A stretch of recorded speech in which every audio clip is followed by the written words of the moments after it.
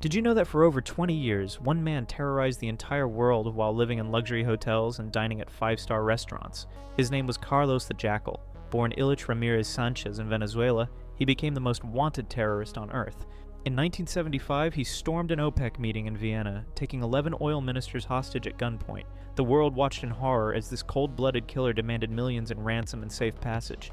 But Carlos wasn't just ruthless. He was brilliant.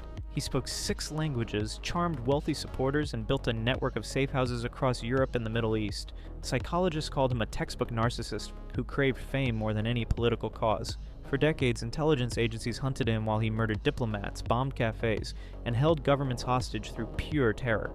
He lived openly in Sudan, protected by corrupt officials who feared his connections.